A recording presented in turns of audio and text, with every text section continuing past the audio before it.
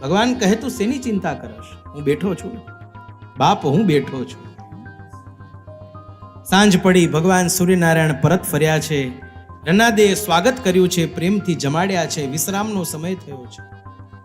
રનાદેવી સંતાનો સાથે ભોજન લઈને સ્વામી પાસે આવ્યા છે. હે સ્વામી, જગતના બધા જીવોને તમે તૃપ્ત કરીને આવ્યા છો.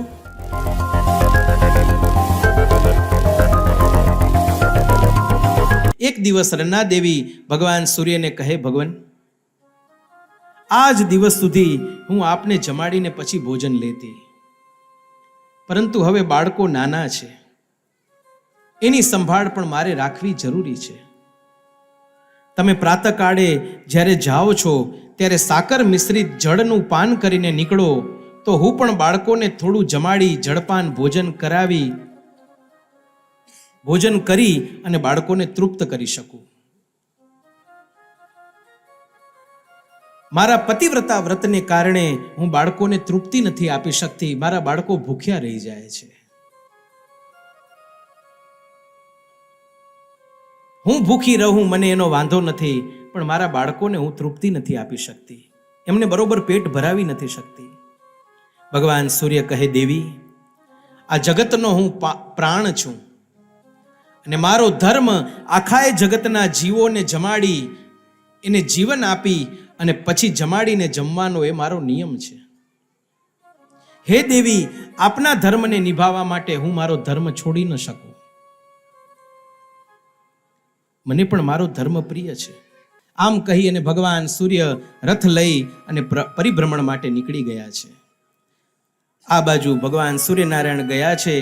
રનાદેવીએ એક યુક્તિ કરી.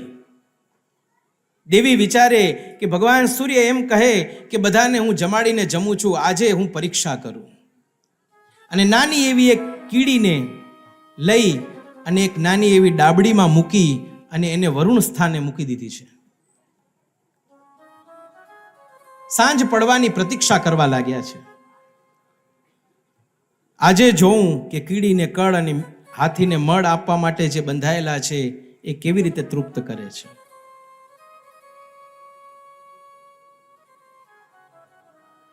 ભગવાન બધાને બધું આપવા માટે બંધાયેલો છે. આપણે કોઈક સારામાં સારી હોટલમાં જમવા જઈએ તો કદાચ 500, 700 કે 1000 રૂપિયાની થાળી થાય, પણ ગીરની અંદર એક હાવજ એક ભેંસનું મારણ કરે તો એની થાળી કેટલા રૂપિયાની થઈ? 1.5-2 લાખ રૂપિયાની થાળી થતી હશે. ભગવાન બધાને બધું આપવા માટે બંધાયેલો છે. ચિંતા આપણે ખોટી કરીએ છીએ. અનન્યાસ ચિંતયંતો માં યે જના પર્યુપાસતે તેષામ નિત્યાભિયુક્તાનામ યોગક્ષેમમ વહામ્યહમ. ભગવાન કહે તું શેની ચિંતા કરશ? હું બેઠો છું બાપ, હું બેઠો છું. સાંજ પડી, ભગવાન સૂર્યનારાયણ પરત ફર્યા છે. રનાદેએ સ્વાગત કર્યું છે, પ્રેમથી જમાડ્યા છે. વિશ્રામનો સમય થયો છે. રનાદેવી સંતાનો સાથે ભોજન લઈને સ્વામી પાસે આવ્યા છે. હે સ્વામી, જગતના બધા જીવોને તમે તૃપ્ત કરીને આવ્યા છો.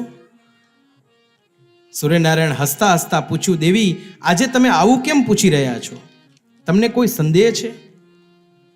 હું મારું કર્મ નિરંતર કરું છું.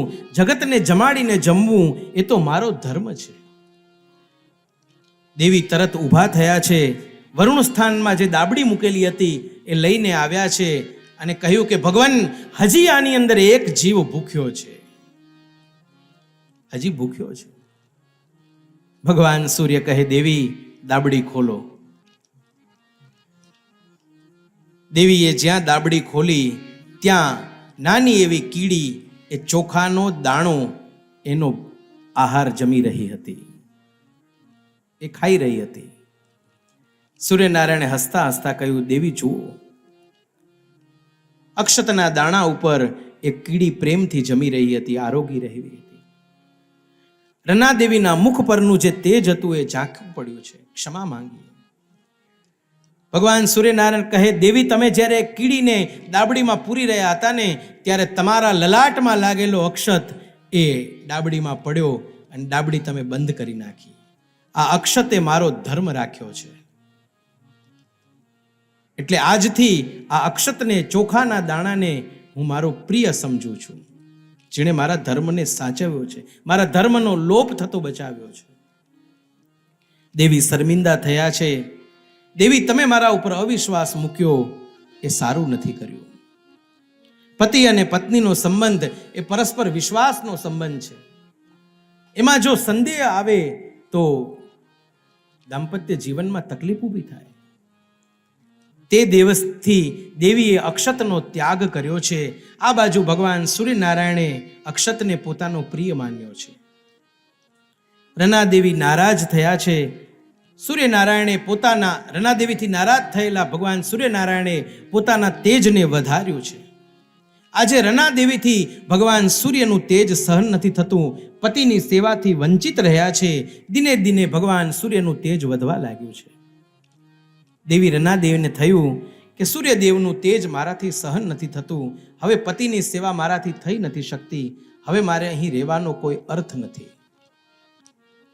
અસહંતી તુ સાભર્તુસ તેજચ્છાયામ યુયોજ વૈ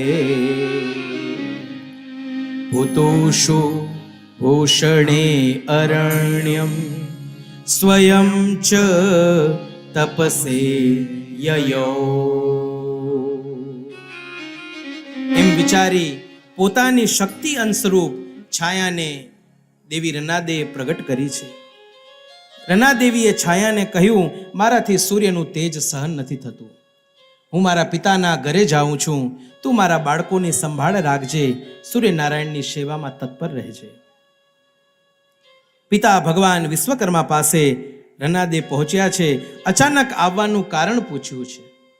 દેવી રનાદેવ કહે, હું મારા ભગવાન સૂર્યનું જે તેજ છે મારાથી સહન નથી થતું, એટલે પતિગૃહનો ત્યાગ કરી અને હું તમારા શરણે આવી છું. ભગવાન વિશ્વકર્મા કહે, સૂર્ય સાથે મેં તારું પાણી ગ્રહણ કરાવ્યું ત્યારે મેં તારું દાન કર્યું હતું. થોડા દિવસો માટે જો તું આવી હો તો તું રોકા, રાજી ખુશીથી રે, એમાં વાંધો નથી. પરંતુ પતિથી રિસાઈ અને તું એનો ત્યાગ કરીને જો આવી હો તો તને આશ્રય આપું એને નીતિ ના પાડે છે. નીતિ શાસ્ત્રથી વિરુદ્ધ છે. દીકરી ક્યારેક સાસરેથી રિસાઈને પિતાના ઘરે આવે ને તો એને સમજાવવાનો પ્રયત્ન કરજો બાપ. એને ઉશ્કેરવાનો પ્રયત્ન કરશો ને તો સંસાર છિન્ન ભિન્ન થઈ જશે, પરિવારો તૂટી જશે, દુખી થઈ જશે. દીકરીને સમજાવવાનો પ્રયત્ન કરવો, સામા પક્ષે પણ સમજાવવાનો પ્રયત્ન કરાય. એવું નથી કે વાંક દીકરીનો જ હોય. પ્રયત્નો એવા કરવા કે જેથી ઘર બંધાયેલા રહે, સંબંધો જોડાયેલા રહે. દેવી પિતા ગૃહથી નીકળી અને વિચારે કે હવે ક્યાં જાઉં. અંતે રનાદેવી અશ્વિની ઘોડીનું રૂપ લીધું છે. ઇલાચલ ક્ષેત્રમાં વિચરણ કરવા લાગ્યા છે. આ બાજુ છાયાનું સ્વરૂપ રનાદેવી જેવું જ છે. સંતાનો એમને ઓળખી નથી શકતા. છાયા સાથે સૂર્યનારાયણનો સંસાર ચાલવા લાગ્યો છે. એના ફળ સ્વરૂપે સૂર્ય અને છાયાથી 2 પુત્ર અને 1 પુત્રીનો જન્મ થયો છે. સંગેયમિત્યથા કેચ છાયાયાત્મજત્રયમ સનેશ્વરમ મનુમ ચાન્યામ તપ્તિ ચાપ્ય જીજનમ. મોટો પુત્ર શ્રુતશ્રવા જે સાવરણી મનુ તરીકે વિખ્યાત થયા, નાનો પુત્ર શ્રુતકર્મા જે જગતની અંદર શનિદેવના નામે વિખ્યાત થયા, દંડનાયકની જેમને પદવી મળી અને ગ્રહમંડળમાં જેમને સ્થાન મળ્યું, અને પુત્રી તપ્તી જે તાપી જેના લગ્ન સવર્ણ રાજા સાથે થયા, સમય જતા તાપી નદી તરીકે ભારતખંડમાં ગુર્જર પ્રાંતમાં વિખ્યાત થઈ. આ એનો મહિમા છે. ગંગાજીના જળમાં સ્નાન કરીએ ત્યારે પાપોમાંથી મુક્ત થવાય છે. યમુનાજીનું પાન કરીએ ત્યારે પાપોમાંથી મુક્તિ મળે છે.